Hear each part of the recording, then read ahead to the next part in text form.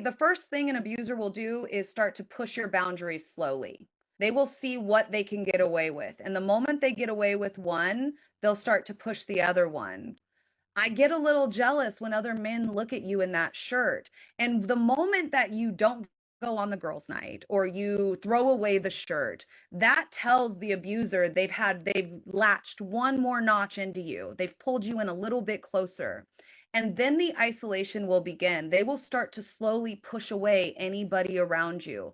If you're close with your parents, all of a sudden they will start to cause problems with your parents. I don't like the way that they're treating you. There'll be little things that they'll say that they'll add in to start to poison you against those people.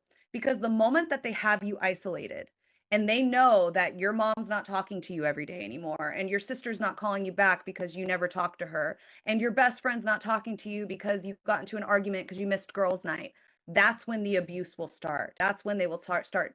They will define your worth and value for you, and they'll never let you know when you're going to get that gold star of good behavior with them. They will always keep you on eggshells. Welcome back to the Power and Purpose podcast. I am your host, Vanessa Soul. Thank you so much for tuning in. Thank you for investing your time and energy into listening to today's episode. I greatly appreciate it. I'm super excited for today's guest. We have Elicia Ybarra. She's the founder of Pretty Hands and Hard Punches, women's self-defense educator, multiple black belt martial artist, and advocates for boundaries, safety, and self-worth. This is why I am so excited for this conversation. Thank you so much for being here today. I'm so happy you're on the show. Thank you so much for having me. I know we've been trying to get the show up for a couple weeks now, and I'm really excited to have this conversation with you. Yes, absolutely. I know my schedule for podcasting, it's probably a long line this year, but I wanted to go all in and get as much content as possible for the podcast. So my signature question that I love asking everyone is, who are you and who are you not? I am at my core a martial artist, a mother, and a woman. And I am not ever going to disregard my boundaries for someone else. I am a full person in myself. I know my worth and value. I love it. I love it. I love it. And just for, I mean, most people who listen to the show know I ask that question, one, because we could recreate ourselves every day. We can be locked into an identity, or we don't have to be. Or also we could just give ourselves boundaries, which is what I kind of heard in your answer to this. And I think that sometimes that's even helpful. Like, yeah, we can try on different masks and characters and avatars for size, and we could choose not to identify as the boss babe, or choose not to identify as the healer, or the coach, or the psychic, or the accountant. But having those boundaries in place, like, I am not going to, XYZ. I'm not going to people please. I'm not going to say yes to things I don't want to. Just having those bumpers, like in a bumper car, or the bumpers on the side of the bowling lane, it helps guide us as we're evolving. So thanks for playing along with that question. I absolutely love it. And I love to touch on people's journey just a little bit in the beginning of the episodes to understand, how did you get to the version of you that you are today? What was the turning point in your journey? Like, where were you, and when did things start to shift coming into this passion and this work that you do now? I have always been a martial artist. I'm a lifelong martial artist. I started at 6 years old. I hold a fourth degree black belt in Taekwondo, a first degree black belt in Hapkido. I've trained in multiple styles, but I faced a lot of abuse as a female in the martial arts industry. And it wasn't until I was a 30-year-old woman with a child of my own that I began to understand the actual trauma that I had endured during those, decades in martial arts. And there came a point at the end of 2020, after COVID happened, when we started to kind of open things up again, that I just decided that I did not want to be the weak woman I saw in the mirror. I did not want my son to grow up and see me as this weak woman that I kept seeing. And so I decided right then and there that I was going to start making healthier changes with my life. And so I quit smoking cigarettes, quit hanging out with toxic people, started setting boundaries, started making healthier choices to build my ideal version of who I wanted to be. Like you had said earlier, you can change what you identify as. You can change, the mask that you put on. And I wanted to do that all the way down to the very core. I grew up learning that you did not set boundaries. Boundaries were set for you by the people in charge of you. And I was not going to allow my son to grow up in that environment. And so that was my change. I took all of that trauma, that pain, and I turned it into purpose through Pretty Hands, Hard Punches to teach other women how to set boundaries before they endure the trauma. Hmm. So powerful. So, so powerful. It kind of blew my mind for a second when you said that you endured abuse in the martial arts industry, and you could expand on it as little as or as much as you would like. Is that common? Is it rare? I don't know why I was shocked by that.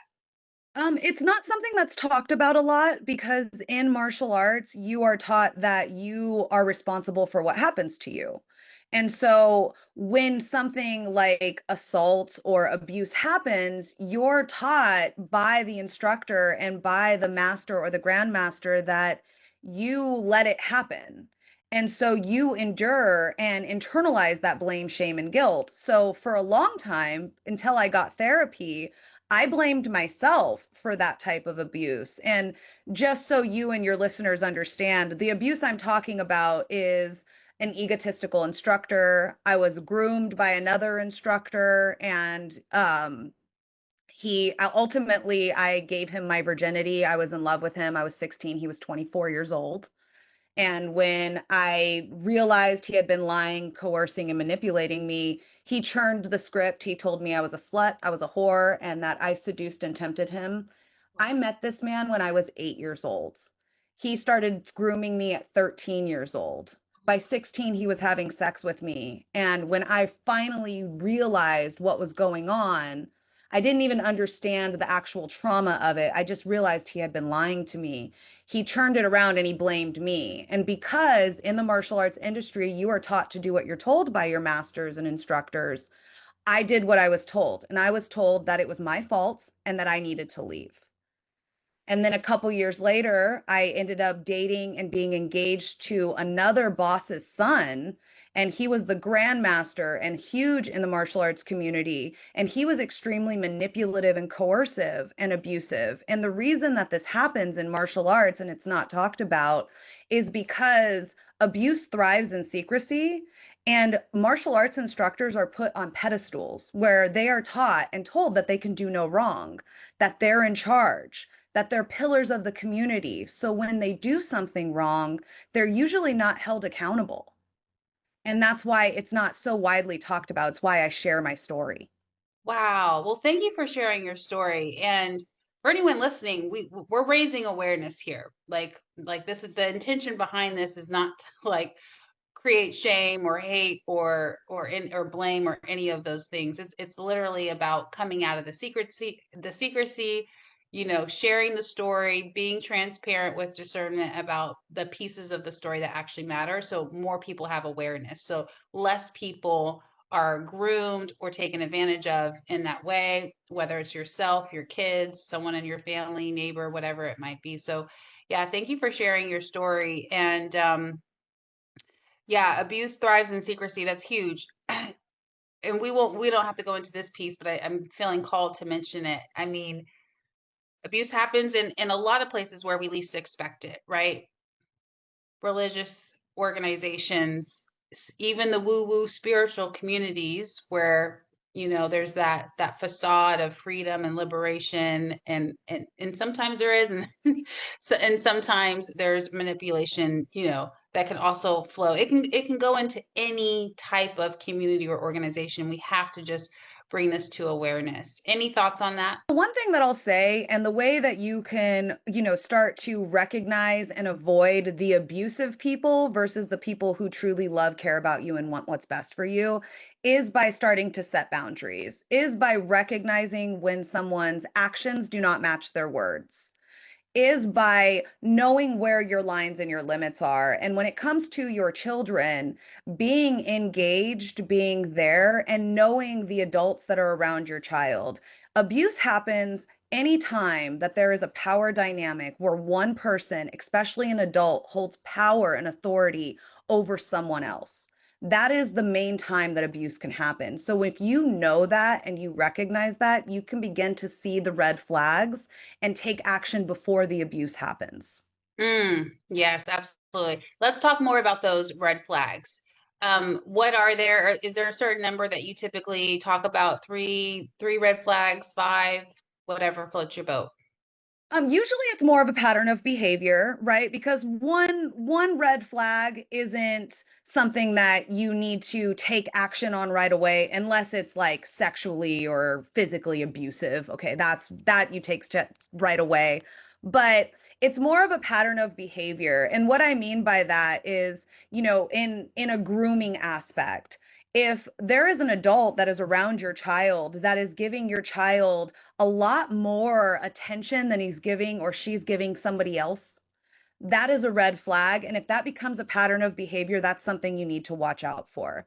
If there is somebody who is trying to isolate you or isolate your child, that is a red flag, especially if it's in like a youth or a group activity, right? Adults should not be having direct conversations with children without the parents present. And that includes social media, that includes chatting, that includes text messages. And some good red flags to look at just in general in your life with your friendships, your relationships are, do their actions match their words? If they're saying they love you, but they're not respecting your boundaries, their actions are not saying they love you. It's just their words. And that is a huge one that you can look out right away. Controlling behavior, if they say they love the way you dress and then they want to change the way you dress, that is controlling behavior. If they say they love these things about you and then they slowly start to say negative things about all of these little aspects that they love, that is their actions not matching their words. And these are the types of things you can look out for, especially in a relationship. If somebody is trying to fast track the relationship, they're going from let's go on our first date to I love you to let's get engaged, let's move in together, let's get married, and it's been 6 months. That's a huge red flag.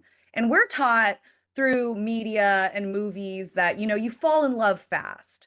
But the reality is, you kind of crash into love, and then you're the one who has to put the brakes on because all your emotions and your dopamine is so high that you have to recognize, oh, okay, I need time to truly get to know this person, not just let my feelings, rule everything that's happening in my life. And I think that's important for us, especially as women, to understand is that we have a set timeline of what is comfortable for us in the moment. And when I say that, what I mean is if something feels uncomfortable, that's something you should recognize. If you're in a relationship and things feel uncomfortable or they feel off, trusting yourself, knowing your boundaries, and trusting yourself to make those good decisions is how you recognize abuse. So everything could be a red flag if it's said in the right context or it's said in the wrong context. But it's really about knowing who you are and what you want out of life, and if the people in your life are complementing that or they're adding toxicity to that.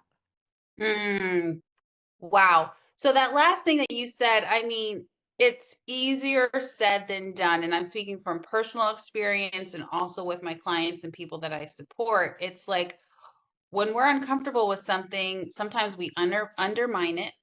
Sometimes we are a little confused. Like we're like, oh, that was uncomfortable. Like, but it's not validated. And we can't, some of us don't validate ourselves. Like, am I making a big deal out of this? Am I exaggerating it? There's a lot of doubt there. There's a lot of self gaslighting. I did that for years. So what she's saying is so important. And I'm going to ask you for maybe a tip on how to do that. Like, because things move fast in life, right? You're having a conversation with someone gives you a hug, and then you notice the hug's a little longer, or like, it can happen so quick in passing. Like, do we just stop and breathe, or like, do we write it down, or like, do we talk out? Like, what is a quick tip? I'm not sure.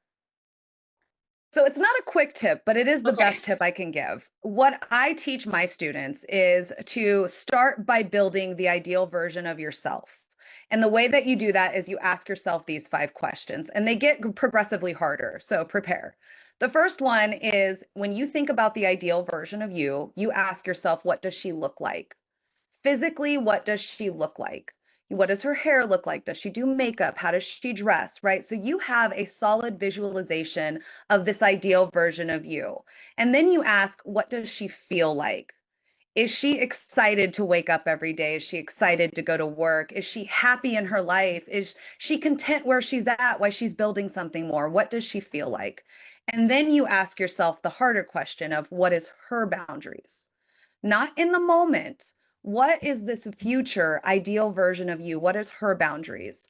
And when you have her boundaries, you ask, how does she handle her boundaries being disrespected?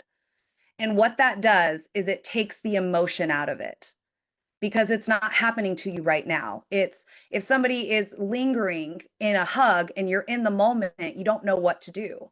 But if you have time to think about it, okay, if somebody's hugging me and they're lingering, how do I handle that? What would the ideal version of me? Well, the ideal version of me would step off and say, oh, excuse me, and shake their hand and create space.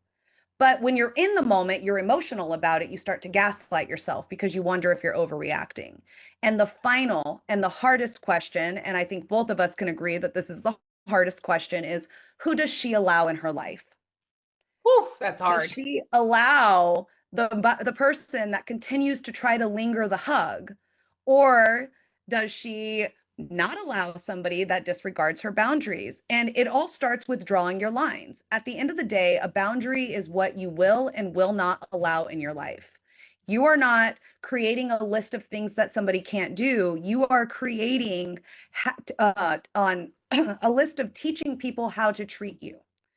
So boundaries teach other people how you want to be treated. And once you know that, then it starts to become much easier to handle when somebody says something that makes you feel uncomfortable, or somebody that has, like you had said, a lingering hug that you don't know what to do with. You don't gaslight yourself out of it because you know that you simply don't allow somebody to maintain contact with you that you're not comfortable with. So good. I'm loving this episode. We're only like halfway through. And I feel like this is an episode that parents can send to their teenagers, or you can listen to it in the car with your teenagers, preteens, and maybe even young children. Um, how would you describe boundaries to a fifth grader? Oh, that's great. My son's 7, and I actually teach the Girl Scouts and I teach Cub Scouts. And here's the way you describe your boundaries. If it makes you uncomfortable, you tell somebody that you trust that this is making you uncomfortable. Your mom, your dad, your grandma, right? You put your arms straight out, spin around in a circle. That's your space bubble. Nobody should be coming in your space bubble without your permission. That's your boundary. And then from there, you can start to expand on, if somebody says something to you that makes you uncomfortable, how do you handle it? If somebody lingers in a hug, if grandma's hugging you for too long or pinches your cheeks and you don't like that, you give your child autonomy over their body. You don't make them hug grandma if grandma's making them uncomfortable. Even today, as a matter of fact, this is a great example. I have a habit of like patting my son's head and like kissing the top of his head, especially right now because he has long hair.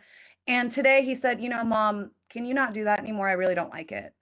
And the first part of me, the mom, was like, no, I'll do that all I want. You're my child. But the second part of me was like, oh no, I have to respect his boundaries. And he is setting a boundary. And it starts with you as the parent. It starts with you respecting, knock on their door before you walk into their room. Ask for a hug before you give them a hug. I ask my son all the time, can I give you a kiss? And he says no. He said no today when I dropped him off at school. And I said, okay, can you give me a kiss on my cheek? And he gave me a kiss on my cheek. And if you have a child, the first person to respect their boundaries should be you. Interesting, because when I was in the beginning stages of my awakening or self-awareness journey, healing journey, whatever you want to call it, has so many different names. The toughest person to set boundaries with, and I was an adult, I was, I don't know, 30 something, was my mom. the hardest person to set boundaries was with my mom, especially because there was also a pattern, right? Like she's just so used to calling me at any time. It doesn't matter if it's work hours, if her house is on, so to speak, on fire, she'll emotionally erupt on the phone, or used to, by the way. And we've talked about this. So I had to say that so it doesn't feel like I'm talking about my mom. But, now it's like, hey mom, can you text me or let me know what's going on and then I'll call you. Like that was the hardest thing. And there was some tension and challenge and pushback with that in the beginning, but I had to do it. I had to get over it. It wasn't perfect. There was a time where we didn't talk for 3 months because that felt like so much rejection to her. It almost felt like abandonment, but we got over that hump. And so, yeah, if you have anything to add to that, also setting boundaries, not just physical, but emotional, verbal boundaries, like communication boundaries is important, even in our adult lives with our parents, coworkers, bosses, everyone. Oh yeah. And I'm going to preface that and say also that it is much easier to set boundaries with people you don't know because, and the way my therapist is amazing. Her name's Amanda. She's incredible. She explained it best. She said, look, everyone in your life is in a cycle and they're used to you acting a certain way that works within that cycle. Okay. It's a circle. And when you start to set boundaries, you pull yourself out of that cycle and that makes it hard, and they feel a betrayal because now your lack of boundaries made their life so much easier, and now their life is going to get harder because you don't have a lack of boundaries now. Even in your example, your mom can't just call you anytime she wants. She has to call you when you're available to talk, and that makes it harder for her. It was much easier when she could call you whenever she wanted. And so they want you, your family, your friends, the people that you were making their life easier by not having boundaries, they want you to stay in that cycle. So they will begin to ask you things like, why have you changed? What happened to you? You're not the daughter that I know. How come you hate me? What is going on with you? Why are you being like this? Why are you causing problems? But in reality, they don't know how to handle the fact that you're saying, hey, I have these lines and I need you to respect them. And at the end of the day, boundaries come from a place of love. They come from a place of love for yourself and for the people around you, because again, you are teaching them how you want to be treated. And it's much harder to do that later on. And so when you think about boundaries, and the reason I always start with that ideal version of yourself is because you need to know why. Why do you need your mom to call you at specific times instead of every day, all the time throughout the day? And the reality is most likely it's because when you're in the middle of working, you're busy, your mind's somewhere else, you can't get distracted. And when you know that, it becomes so much easier to say, "Mom, I can't get distracted right now. I'm working." And you don't need to explain your boundaries to everyone, but you need to know why you set every single boundary you have. It makes me uncomfortable. I have to work. When I started running Pretty Hands and I started really focusing on my business, I would put my phone on silent and on do not disturb during work hours because so many people would not respect my boundaries of, hey, I'm trying to work. And I have ADHD. So you start texting me, I'm distracted. I'm like, oh, what are we doing for dinner? Right. So I had to start putting those little things in place. And I think that's what we need to do as women, as people, is we need to start understanding that boundaries are about loving ourselves. How do we want to show up in the world? Not how does everyone else want us or expect us to show up in the world? I love that you're advocating for boundary, safety, and self-worth. And, I'm thinking about cycles of life and when women may struggle with these things, boundaries, safety, and self-worth the most. And, you know, with my clients right now, I'm seeing a lot of it happening during the separation phase, preparing for divorce or deciding on what they're going to do with a marriage that has some challenges or that's at the end of its alignment time.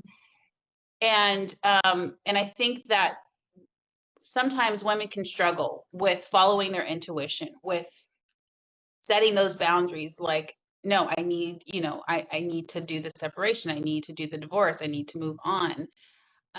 What advice can you give for someone who's in that position? Start by building that ideal version of yourself.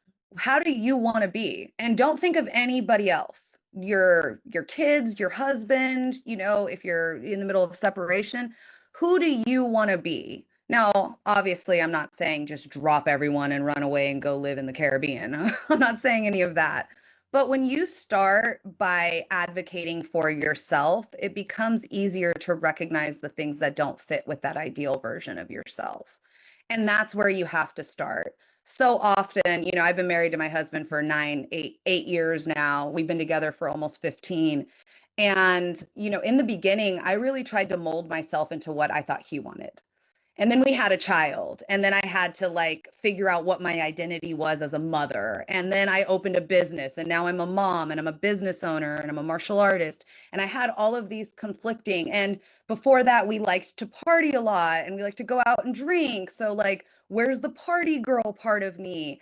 And I really felt like I was being pulled into so many different positions. And me and my husband actually almost separated when I was going through severe depression after I had my son because I had lost every aspect of my identity. Who was Elicia? And what did I want out of life? And it wasn't until I stopped trying to please everyone around me, my parents, his parents, him, my child, and I started really honing in on what type of life does Elicia want? What type of wife do I want to be? What type of mother do I want to be? What do I want my son to see as he grows up in the woman that I am? And that was when I started to really recognize the things I wanted out of life. And I'm very blessed and lucky that I have a husband that was willing to support me through that journey and was willing to make sacrifices and changes. And me and him, we built a better life together. We both walked away from the toxic people that were causing the problems. It wasn't just one of us. And I think that for your listeners and for those women who are in that undecided feeling of where do I go? Do I divorce? Do I stay? You need to truly ask, who do you want to be? And does your husband fit in that version of you? And if he doesn't, then that's the hard decision you have to make. It goes back to the number 5 question, who do you allow in your life?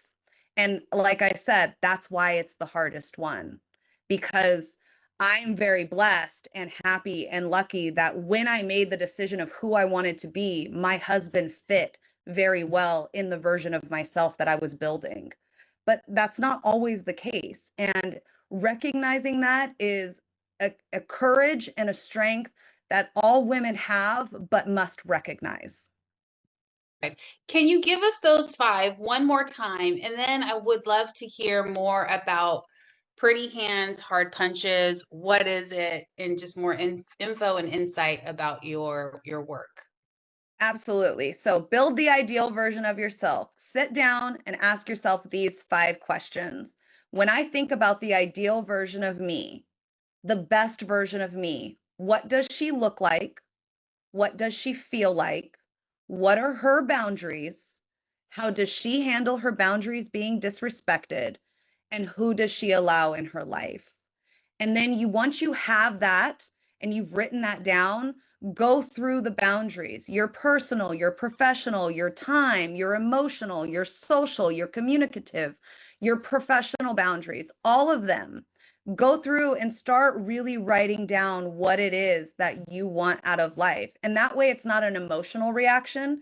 Because a lot of times when we set boundaries, it's an emotional reaction to something we didn't like. Going back to that hug, you try to set a boundary because you don't like that he hugged you that long. But if you already anticipate, okay, if somebody's hugging me too long and I'm not comfortable, what am I going to do? It's much easier to react in that moment. And that's why you want to take the time to really delve into those questions. And the last 3 questions are much harder than the first 2. I'll let you know that. Yeah, yeah, absolutely. And I'm just going to throw something in. Again, I want to hear more about Pretty Hands, Hard Punches. But if you also need time to, this is just coming to me right now. If you need time to think, like if someone is, pushing a boundary verbally, in conversation, physically, the long hug or whatever it might be, you could also just say pause, right? Like, oh, pause, pause.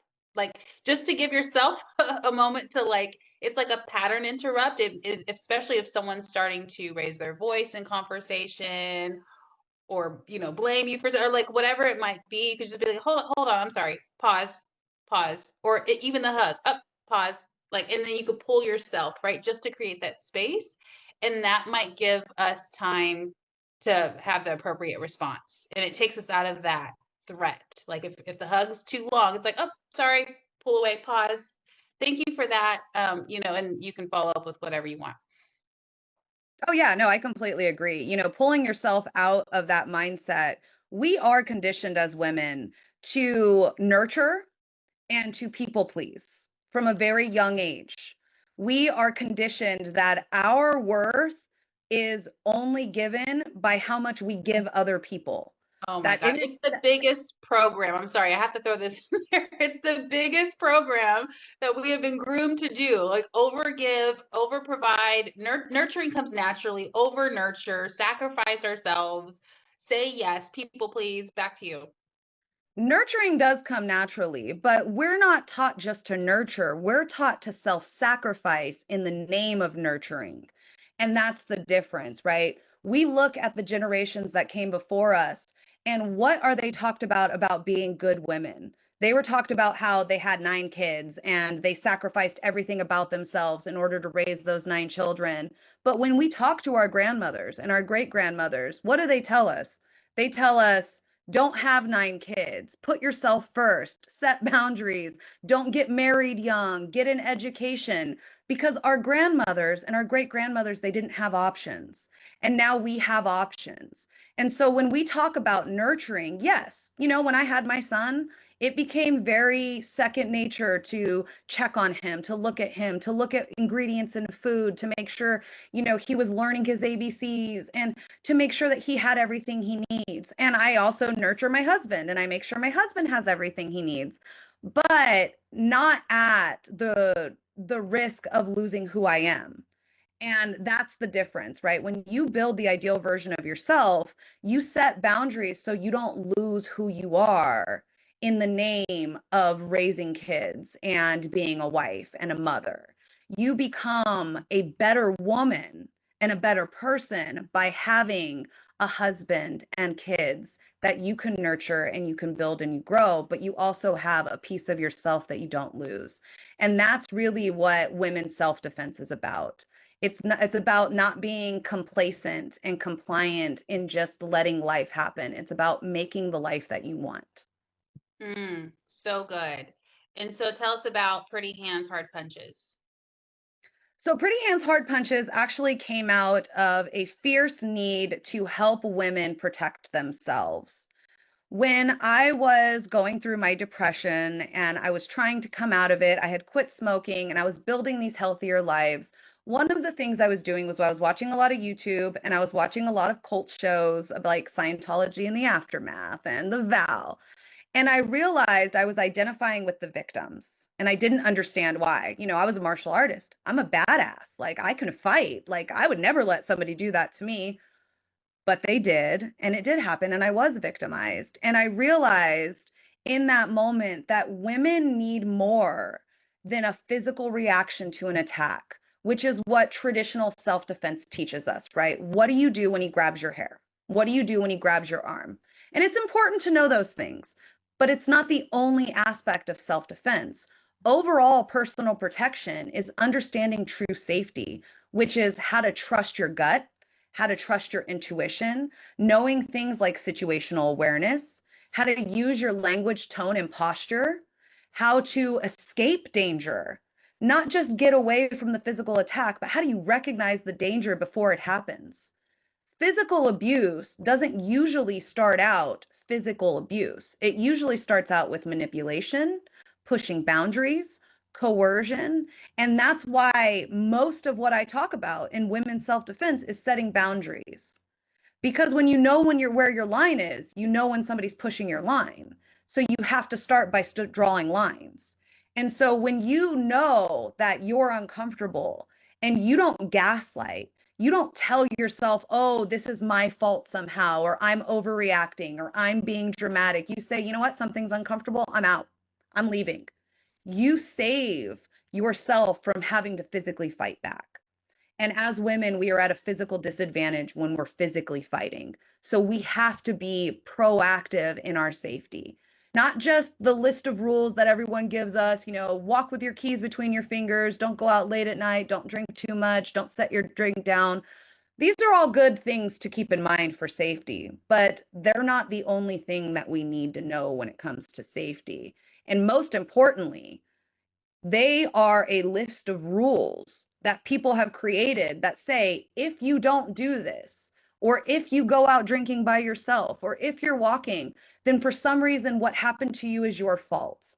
And in women's self-defense, especially the model I teach, which is empowerment self-defense, we teach you to be accountable for your own actions, not for somebody else's decision to hurt you. That part is so powerful.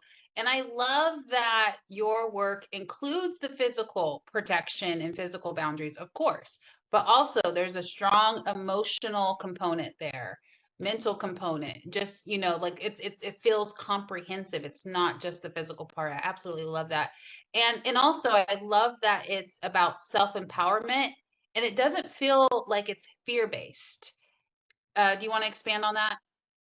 Absolutely. As a martial artist, I've known how to physically defend myself my entire life. I beat up my first bully when I was 6 and he was 9, got escorted home by the police, right? Like physically fighting was never an issue for me. But when I was in my early 20s, I found myself in a very abusive, physically abusive relationship with a man who said all the right things, tall, dark, and handsome, swept me off my feet. And then a couple of months into our relationship, he began to get physically abusive. And I spent 10 years wondering why I allowed him to abuse me. Because the moment I fought back, I won and I beat the crap out of him. But it took months, 18 as a matter of fact, before I fought back.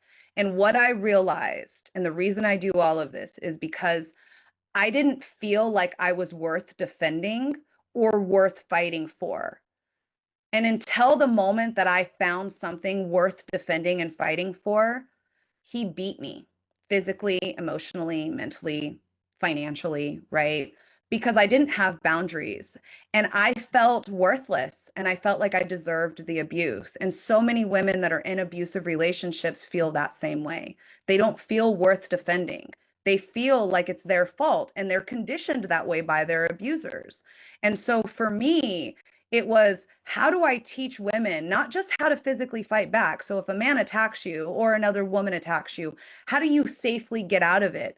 But also, how do you prevent falling victim to the pretty words and the mean actions? And that's really what Pretty Hands is about. It's about recognizing the abusive behaviors and the red flags before it becomes physically abusive. And that's why I do what I do. That's how I got to this point, was me trying to figure out, why did I allow it to happen to me? And how do I let go of the blame and the shame and the guilt of not fighting back that first time he slapped me? Why did I excuse the behavior and make excuses for him and then allow it to continue to happen? And what is some wisdom or advice for people who are in this right now?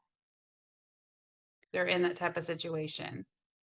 For people that are in newer relationships and, are starting to excuse the behavior, the controlling behavior, the manipulation, the gaslighting, I would say, when someone shows you who they are, believe them the first time.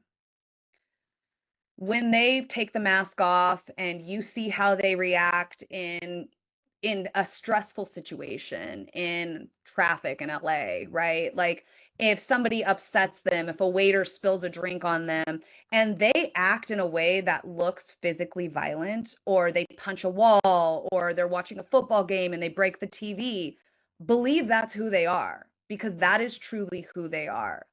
For women that are already in abusive relationships without children, because children make it 1,000 times harder to leave, without children, leave. Leave as soon as you can. Like, build the ideal version of yourself and ask yourself if this is the type of life you want to live for the rest of your life. And if it's not, do everything you can to get out. There are women's shelters, there are hotlines. Rain.org has a lot of good information on it. Try to get out. If you have children, try to get into some therapy, look into women's shelters, and start to understand the law and how it works against abused women so that you don't go in without any knowledge on the fact that the judicial system is biased against victims and that it will come back. And if you say you're in an abusive relationship when you're trying to get custody, it will not work in your favor. And these are things that women need to know, especially when children are involved. Absolutely. And if you are, this is my own input intuitively, if you are in an abusive situation, just do so safely. Get extra support so that way you're not in danger trying to leave, whether you're with children or without children. Oh, and the number one thing I'm just going to add, do it quietly. Do not Quiet. tell your abuser you're leaving. Find that support when they go to work, pack all your stuff up and go. File for custody immediately and start working, like start trying to get out very quietly. Develop a plan, find that support, but do not tell your abuser you're leaving because Yeah. when women leave an abuser, that is the most dangerous time. As a matter of Most fact, dangerous. my own story of me leaving that abuser I spoke about earlier, he tried to kill me that night. I had to Right. fight for my life because Ooh, I was told him I was going to leave, not understanding that was going to be dangerous for me. And his reaction was, no man's ever going to have you. I'll kill you first. And so please, if you are going to leave, I highly suggest you leave and you do it in a silent and safe manner. absolutely. I had to do it in the middle of the night. You might have to do a little bit of planning, strategy planning, support, protection, kind of think through a few steps. You don't have to have everything figured out. Don't stress yourself out about all the details. Just prioritize safety and protection and support. And I'll add in another thing too is, and we talked about this earlier in the conversation, isolation. That's the isolation will keep that abuse going. So, you know, if you haven't decided if you're going to leave or if it quote unquote isn't that bad yet, I hear that a lot. Just stay in community, join a group like Pretty Hands, Hard Punches, or get a therapist, coach. I don't know, start calling your sister back, your friends back, or just get in conversation and community and have some support. Oh, one thing I'll add to that too is, I said earlier, abuse thrives in secrecy, and also abuse thrives in isolation. The first thing an abuser will do is start to push your boundaries slowly. They will see what they can get away with. And the moment they get away with one, they'll start to push the other one. It's not about punching you in the face immediately. It's going to be, I don't think you should go out on that girls' night. I don't think you should go hang out with your friends. I don't really like the way you wear that shirt. I think you're trying to get attention. And the excuse for the behavior will be, I just want to spend more time with you. I get a little jealous when other men look at you in that shirt. And the moment that you don't go on the girls' night or you throw away the shirt, that tells the abuser they've latched one more notch into you. They've pulled you in a little bit closer. And then the isolation will begin. They will start to slowly push away anybody around you. If you're close with your parents, all of a sudden they will start to cause problems with your parents. I don't want to go to their house for dinner. I don't like the way that they're treating you. There'll be little things that they'll say that they'll add in to start to poison you against those people. Because the moment that they have you isolated and they know that your mom's not talking to you every day anymore, and your sister's not calling you back because you never talked to her, and your best friend's not talking to you because you got into an argument because you missed girls' night, that's when the abuse will start. That's when the devaluation will start. That's when they will start they will define your worth and value for you. And they'll never let you know when you're going to get that gold star of good behavior with them. They will always keep you on eggshells. Powerful stuff. I am so glad that we are raising all of this to awareness. And you said something throughout this conversation about self-trust. And as we start to close up, do you have any last words of wisdom around self-trust? Absolutely. Society tells us not to trust our gut, but I say that survival tells us that trusting our gut is how we stay alive. So know your boundaries. And I've said this before, and I'm going to say it one more time. When you know where your line is, you know when somebody is pushing it. So you have to define the line. So powerful. If this conversation is resonating with you, please connect with her. We have all of her information here in the description that's linked to this podcast episode, her Instagram, her Facebook, her YouTube, her TikTok, the link to her free safety e-guide. It's all there, her website. And I'm going to give you her website verbally. It's prettyhandshardpunches.com. And do you have one powerful way that people can work with you? Connect with me online through social media. I have some online courses coming out. I have a lot of free education and free gifts that I give out. That's all about women's safety. So follow me on Instagram, on TikTok. That's the best way you can connect with me right now. Amazing. And do you have a powerful quote or a book recommendation that you would like to leave us with? Absolutely. The best book every woman should read is called The Gift of Fear.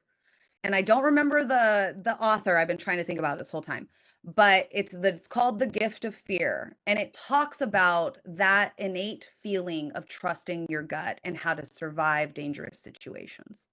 I was going to see if I could look up the author. Is it D. Becker Gavin? Yes. Oh my gosh, I wanted to say Gavin D. Becker, but I knew it wasn't right. It was close. All right, thank you for that. I haven't heard of that one, so I might tap in on that. So thank you so much for being here on the show. This conversation it's probably going to be one of my favorites. I could already feel it. Thank you for your time and your energy and your wisdom. It was such an honor to have you on. Thank you so much for having me. I really enjoyed this conversation. Absolutely.